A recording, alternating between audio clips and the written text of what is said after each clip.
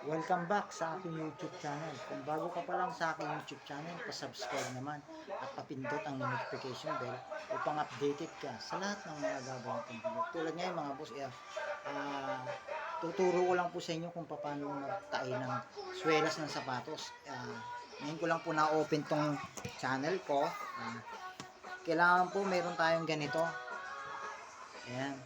Nabibili po ito sa mga bilihan ng mga swelas ng sapatos, mga sinulit, sa Ping Ping to Ping Ping shoes sa nabili ko ito sa 11 Avenue, meron ng Ping Ping shoes. Yan. Ang bili ko po rito 65 pesos. Pwede naman kayong gumawa ng ganito, kaso ako hindi na ako makagawa dahil sa sobrang bisibisihan. Ito parang ano lang 'to, parang bakal na matigas, tapos ipakita ko lang sa inyo. No, mayroon pong sima. May sima po yan. Nabibili po yan doon sa bila ng mga sapatos. Yung mga swelas, mga parte ng bag, swelas, yan. Doon nabibili yan. 65 po ito eh. Dati 60 lang to eh. Tumaas na ng hindi. Dati 40 ata ito. Tumaas na. 65 na. Nilagyan ko na rin ng tatak kasi pag tinusok sa sapatos, kailangan meron kang tanda. Hindi mo malaman kung pag bumaliktad to, hindi mo maano yung sima. Ganito lang pong paggawa niyan. Pag nagtahiho tayo ng ganito, depende po sa inyo kung ilan yung siguro ang alaktaw nito, mga nasa lagpas 1 cm siguro. Ito, meron na akong tinusok. Teka, papakita ko lang sa inyo.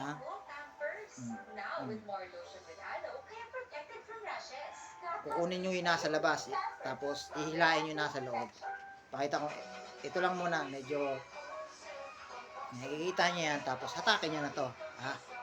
Pares kayo mag-hatak sa loob tsaka sa labas. Yan.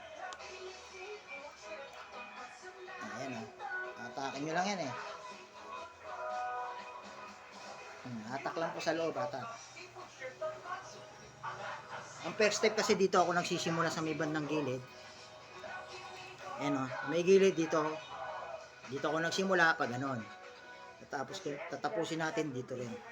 Gagawin nyo lang yun. Simple lang pong para kung yung mga mahiling magkakalikot-kalikot dyan. Ito yung sima nya. Ayan o, tutusok ko natin dito yan o. Para papantay lang natin dito.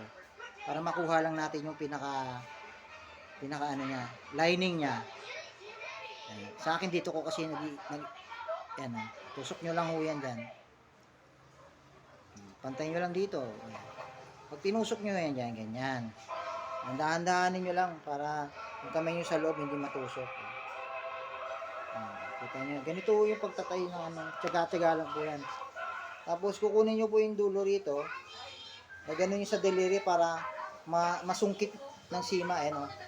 Ginawa ko ganyan. Ganyan ang style ko eh. Isa iba, ewan ko lang. Tapos, papasok natin dito. Pinakadulo niya. Tsaka tutulak natin itong Pag tinulak nyo to, paabutin nyo sa may daliri nyo. Dandahan lang kayo kasi matulis to. Katulad yan. Kakapain nyo po yan. O yan. Okay, yan. Nakuha na. Yung pinaka-sima, yung dulo ng sima, nakuha na yung ginanong ko sinulit sa kamay ko. Ayun o, hinahata ko na o. Hatak-hatak lang. Dandahanin nyo lang. O, yan o. Nakuha nyo na yan. Ngayon yung nasa labas, ito yung paikot dito. Gagawin nyo, gano'n lang.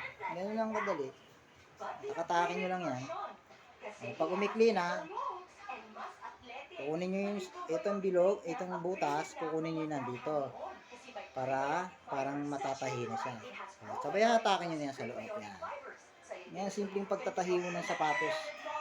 Swelas po yan. Kasi meron akong customer, yan, pinatahi niya. Dito lang sa bahay, di ba? Ganun din paikot din doon yan. Sa akin, dito ko ilalining, paikot. Para hindi pangit tingnan dito. Yun lang po, kailangan po natin ng ganito para sa pagtatahi ng swelas ng sapatos para matibay. Maraming salamat po sa mga aking subscriber at sa subscribe ka lang. Maraming salamat. Isang pinagpalang araw at ingat po tayong lahat. God bless po.